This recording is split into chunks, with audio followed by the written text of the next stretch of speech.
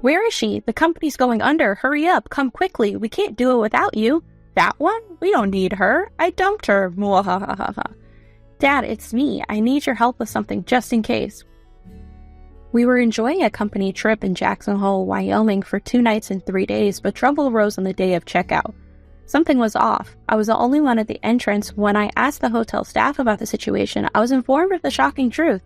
Feeling a bit uneasy, I decided to initiate the secret plan for the sake of the company.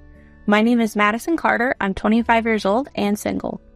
My family consists of my dad, mom, and me. I've lived a comfortable life since childhood. An example of how comfortable my life has been is that my mom has always been a stay-at-home mom. When I tell my friends that my mom is a stay-at-home mom, they're always surprised.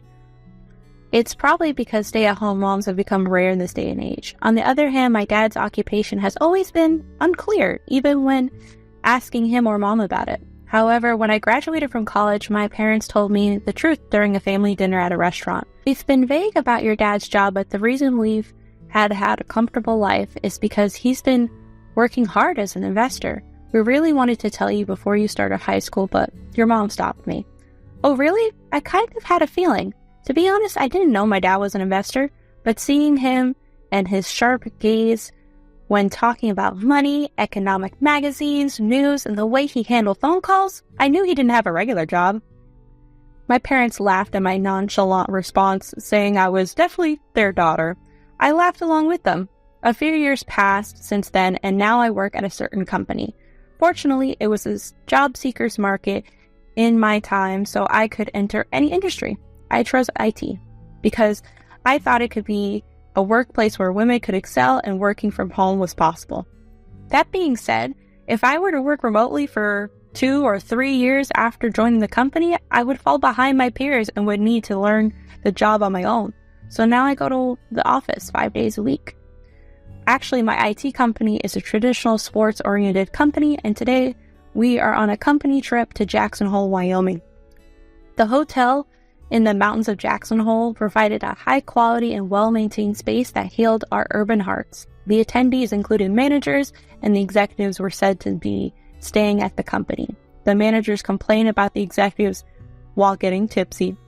Everyone was enjoying themselves in their own way, attending small talk, performing party tricks, and taking baths in the relaxing hot springs. And then on the last day of the 2-night, 3-day trip, a problem occurred because I was left at the inn.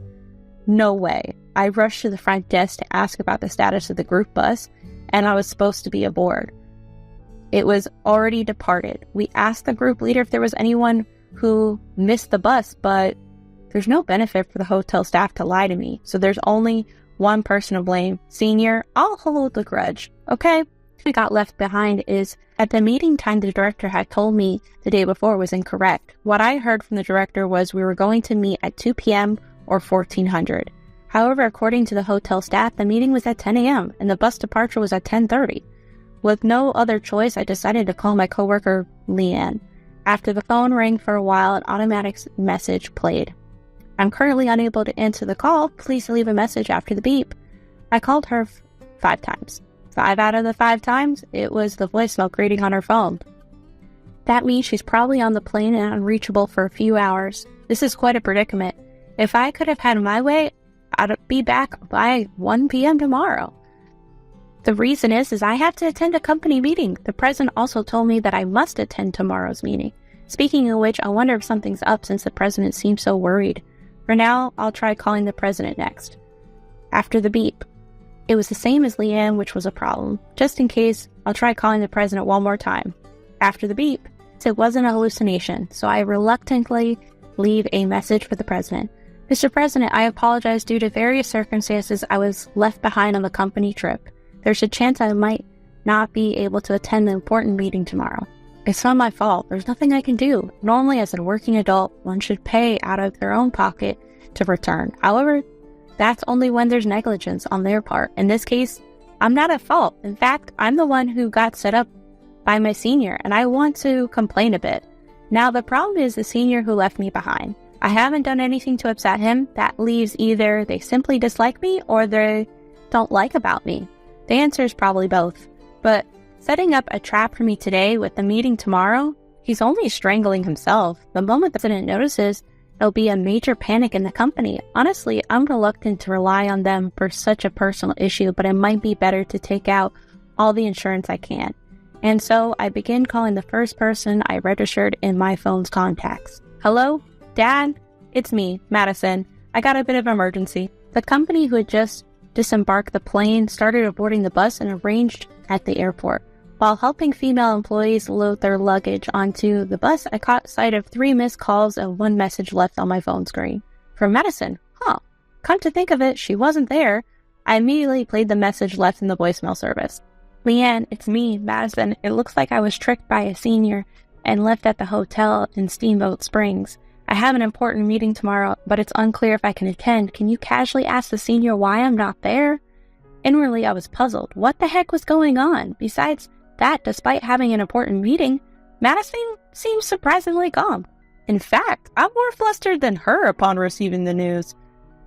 Anyway, I need to find out why Madison was left behind before thinking of my own feelings. Since the senior had just come to the bus, I casually asked him.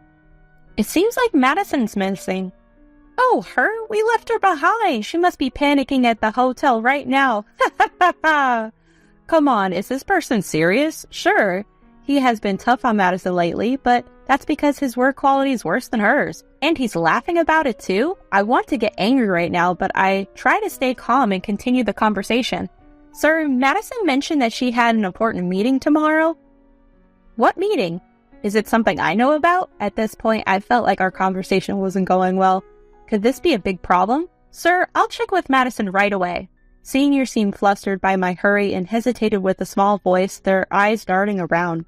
I quickly took out my phone and called Madison in a quiet place. Hello, Madison? It turns out the senior was messing with you. I thought so. That's enough for me, thanks. Madison seemed pretty calm on the phone. To me, the important meeting is the priority. Are you okay for the important meeting? Oh, I've taken care of that. I had to rely on someone I'd rather not, but it's done. Madison's words were somewhat vague. I double-checked to make sure everything was okay. Are you really, really, really sure you're okay? Yeah, I'm fine, Madison said from the other end of the phone. I decided to believe her. I went back to my senior and shared what Madison and I had talked about. My senior seemed relieved and laughed with a strained expression. Meanwhile, Madison was enjoying a luxurious stay at the hotel in Jackson Hole where she was left behind. She had informed her coworker Leanne and left a message for the boss. He also reluctantly used the insurance she did not want to rely on. With all this done, there was nothing left for her to do. The only thing left was to get back at the senior who tricked her, and so she enjoyed her extravagant stay. She could charge the additional night to the company or even pay for it herself if necessary. She couldn't get through a day like this without enjoying herself. After going back and forth between the sauna, outdoor pool, and enjoying the heated stone lounge, it was time for dinner. Before her was fresh seafood from the Pacific and locally sourced vegetables and meat. The delicious flavors overwhelmed her, turning her worst day into the best one. Where are you right now? The boss's loud voice woke her from a morning phone call. I'm at Jackson Hole Hotel, where a company trip is. The boss understood her situation and instantly was silent for several minutes. Boss? Hello? Are you listening? No response. Maybe they're dumbstruck. Today's an important meeting. The company's rivals at stake. I just got a call from the bank saying they might stop our loan. As it turns out, the company had been struggling with cash flow recently. That's why today's meeting was crucial. The boss sounded frantic, even over the phone. Their face must be pale, even the hairless top of their head turning white. With this incident, they might even have to say goodbye to any remaining fuzz. Don't worry, we've taken necessary precautions. I assured the president, who seemed to find a glimmer of hope in my calm demeanor. We have insurance in place, so everything will be fine. More importantly, I have something to discuss with you about Mr. Wilson. After about an hour, I explained the events of the company trip to the president. The unexpected turn of events left the president speechless for a while. It was understandable, given that an important meeting was scheduled for today and the person who should be present was absent because of a prank. We'll just make it in time for the meeting, and we have the worst-case scenario covered by insurance, so don't worry, I said, ending the conversation and hanging up the phone. Of course, Mr. Wilson must have received a good scolding from the president. Now it's time to prepare to leave the hotel and catch a flight. I left the hotel, boarded the plane, and took a bus to the office, arriving just in time for the 2 p.m. meeting. As soon as I entered the conference room, the president looked like he was about to cry. The other participants who had arrived early forced a smile. But the truth was, even if I had been late, today's meeting would have been successful. I have known in advance that my father was involved in the current loan matter. I kept silent because it wasn't something to share within the company, but after what Mr. Wilson did, I had no choice but to use it as my trump card. My father, after hearing my story, said, "Your decision was rational and good, Madison. You sought the best outcome based on your own judgment. No parent would refuse to help with that." To be honest, I felt like I owed my dad a favor as a working adult. Although I wanted to surpass my father, it was against my intentions to use him. But I like everyone in my workplace, except for Mr. Wilson. That's why I wanted to save them this time, even if it meant bending my own policy. Since the meeting is over and I'm exhausted from flying in from Jacksonville, I'd like to go home early today. I said it, not really meaning it, and left the company's conference room. By the way, I haven't heard about Mr. Wilson's situation. I wonder what happened. I wonder if he'll come into work tomorrow. As I pondered these thoughts, I headed home. The next day I saw Mr. Wilson. His face was still gloomy. When I asked Leanne, she said the president had scolded him severely. On top of that, his planned promotion was canceled. It's like adding insult to injury. I approached him and, pretending not to know anything, said, "Let's do our best again, senior." Mr. Wilson, hanging his head in disappointment, could only muster a weak reply. "It's better than being fired, and it'll be a lesson for him in the future. Now let's focus on today's tasks."